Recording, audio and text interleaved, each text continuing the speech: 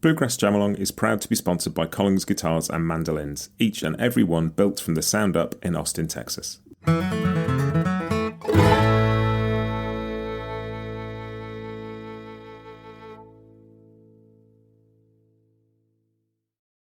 this is Matt, and you're listening to Bluegrass Jam Along, the podcast for anyone and everyone who loves bluegrass.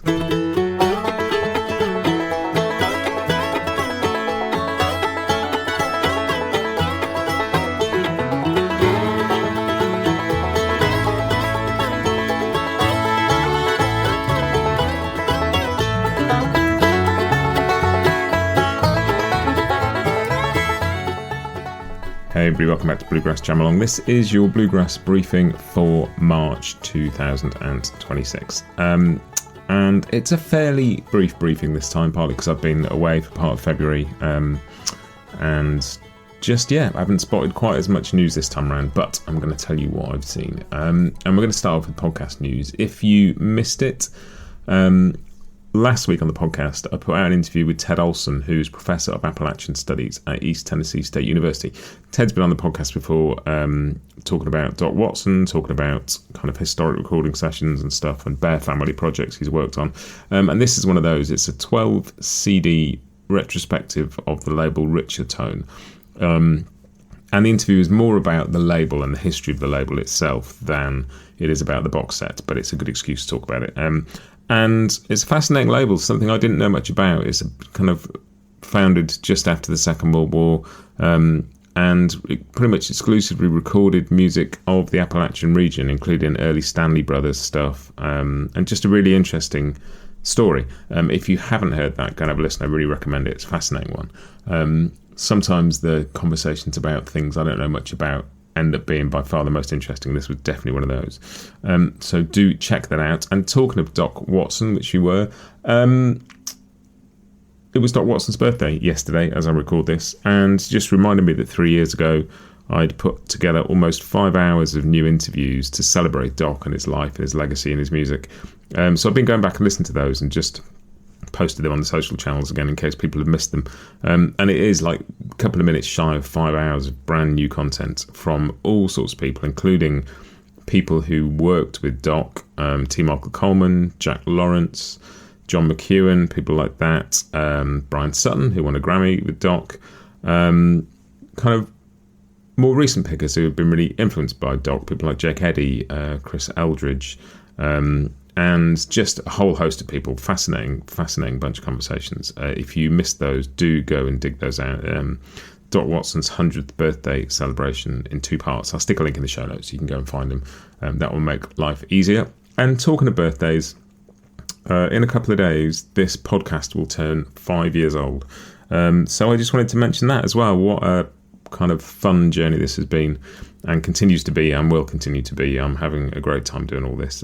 Just wanted to take a moment to thank all of you who've listened, all of my guests, anybody who's been in touch, downloaded an episode, jammed along with the backing track, liked a social post, any of that. It's been such fun. It's been a great 5 years, and I'm very much looking forward to carrying on. So let's crack on with a little bit of actual Bluegrass Briefing content, starting with news announcements, Church Street News.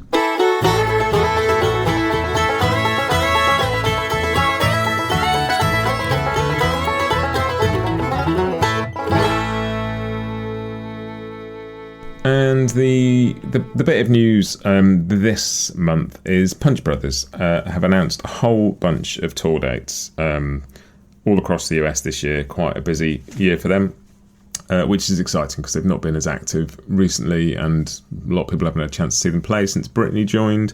So that's really exciting. There's also a note with the announcement saying that if you don't spot your city or even your country, don't worry, there's more coming. I'm very excited about that because we haven't had Punch Brothers here in the UK since I think like maybe 2018 for All Ashore, so I haven't seen them for a while, and I'm a huge Punch Brothers fan. And also that tour will be in support of a new record that I know is coming this year. I don't know exactly when, but I know that is on the way. I've talked briefly, kind of aside from podcast, I talked about other stuff, and Paul Coa and Chris Eldridge both mentioned that the new record is done and they're very excited about it. Chris Thiele mentioned it on a recent podcast I listened to him on. So that's on the way. I'm very excited to hear that. But yes, Punch Brothers tour dates. I'll stick a link to their website in the show notes. You can go and see where they're playing, and keep an eye on all of that, because they will be playing in a lot more places too. I know a lot of you are Punch Brothers fans like I am. That is my main bit of news. Let's move on to the Grass's new, which is the new releases.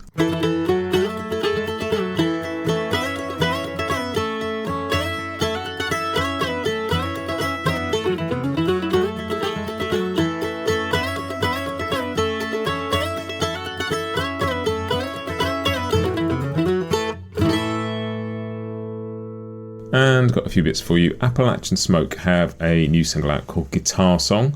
Go and have a listen to that. There's also a new single from Lonesome River Band called Where the River Rolls Around. A lot of fans of Lonesome River Band out there. Go and check that one out. And talking to Bryan Sutton, which we were earlier with the Doc Watts and stuff, Bryan has a new single with Jake Stargell called Crazy Creek. Bryan's kind of follow-up to Not Too Far From the Tree, which is going to be called Roots and Branches, is due this year, which is also the 20th anniversary of that original record. And he chatted to me about it a while ago in the context of something else, and I asked who was on it, and he named a few people who were going to be on it, and they said, and all the Jakes. And this is one of the first tracks out from that. There's been a few singles sort of coming in, the record's on the way, so I'm going to listen to that. So your new releases are Appalachian Smoke's Guitar Song, Lonesome River Band, There Where the River Rolls Around, and Bryan Sutton and Jake Stargell's Crazy Creek. Go and have a listen to all of those.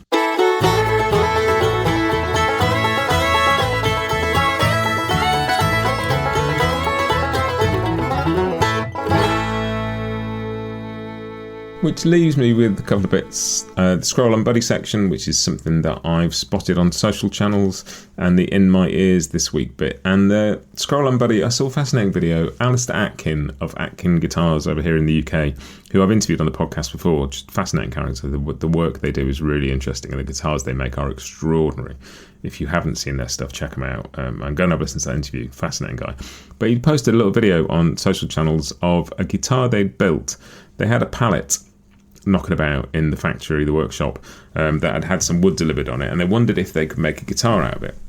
And so they built a little parlour guitar out of this pallet. They used the wood, they repurposed the nails to make fret markers, and it sounds great. Go and have a look. I think he's got a very creative mind in terms of how they do stuff, and I think he just wanted to see if they could make a guitar out of some very ordinary wood. And they did, and it sounds really good. Go and have a look at that. I'll stick a link in the show notes. That's really interesting. And in terms of the In My Ears this week, I've found an older recording from Brittany Haas with Paul Coa and Mike Gazebacher. Hope I'm pronouncing that right. Called Impromptu Sessions. And it's a strange record. It's Brittany Haas on clawhammer banjo with two bass players. And it's a bunch of mostly traditional stuff. But it's fascinating, really interesting, kind of feels very sort of like a social bit of music making. I know it sort of was born out of a jam session. Chris Eldridge was involved producing it, I think, but just really interesting. I'm going to stick a link to Brittany's Bandcamp. You can have a kind of look at that. But yeah, just come across it, and I think I'd stuck it on a list of things to listen to at some point, and then forgotten that I had, and found it there, and just went and had a listen last week and really enjoyed it. So yeah, Brittany House with Paul Coa and Mike Gazebacher, the Impromptu Sessions. And the other thing is a book I've been reading this week, which has nothing to do with bluegrass, nothing to do with country music, nothing to do with kind of American roots music at all, but it's probably one of the best books I've ever read about music. And it's called The Sound of Being Human, and it's by a Welsh writer called Jude Rogers, who's kind of a music journalist over here in the UK. And it's fascinating. I've read a few books about kind of the science of music and how it affects our brains and how it works and why it works and stuff. And this has some of that in it, but more than anything, it's about how music kind of affects and enhances and moves through our lives, and what an extraordinary thing it is. It's a very human approach to it. The science is interesting, but it's not about that. It's about like being a human being and kind of how music soundtracks our lives in a very deep and meaningful way. I don't mean that in the kind of, people talk about music soundtracking our lives now as if it's a bit of a background thing. This is about music as a real thing that runs through who we are as people.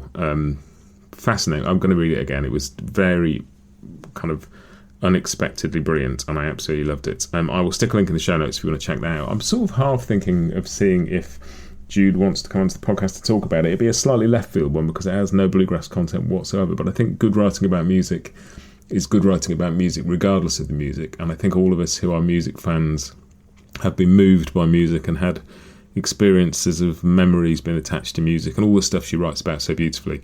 Like, regardless of what the music is, I think that's just an incredible experience. Music for me and so many other people, I know a lot of you, is just an integral part of being a human being. And I love it when people write about that in such an eloquent way. That is it. As I say, relatively brief briefing this time round. All the usual stuff applies. If over those 5 years of Bluegrass Jam Along you've missed any episodes, and you will have done because there's over 500 of them now, they're all on the website, bluegrassjamalong.com. They're all on your podcast services, wherever you get your podcasts. They're on Spotify, they're on Apple, they're on YouTube, they're on all the others. Go and find them, have a dig around, see if there's something that you might have missed. And please, as always, if you like this podcast, find an episode you've enjoyed and share it with somebody who you think might like it, because that's the main thing, really. I think that's how music travels through people's lives, is word of mouth, and just really nice when podcasts do that as well. That's it. I will see you next week. Have a great week and happy picking.